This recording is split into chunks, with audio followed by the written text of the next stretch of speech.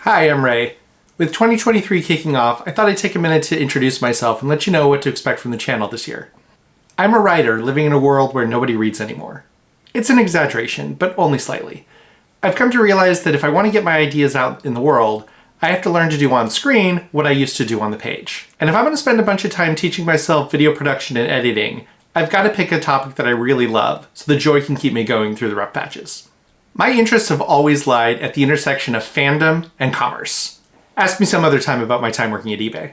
So eventually the channel will likely grow in that direction. But to start off, I'm focusing on the wonderful world of lightsabers. I can still vividly remember the day my dad brought me and my brothers out to the garage, turned off all the lights, and ignited the first real lightsaber I had ever seen. It was a magical moment. These days we joke about lightsabers just being fancy flashlights, but back then it literally was just an orange ever-ready flashlight with a plastic tube on the end. But when I turned that thing on, my imagination would turn it into something mythical and just life-changing. Today's lightsabers have details, lights, and sounds beyond anything we could have dreamed up back then.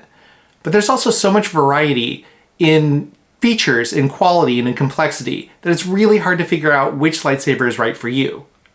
My goal is to bring a tech writer's approach to the lightsaber market, to show you what's available, what to look out for, and how to determine which lightsaber would make the next fine addition to your collection. And of course, to spread the love and joy of lightsabers across the galaxy. We'll start off with a beginner's guide to the lightsaber market, demystifying all the confusing jargon, explaining the common lightsaber features, and giving you the tools you need to figure out what you want in a saber.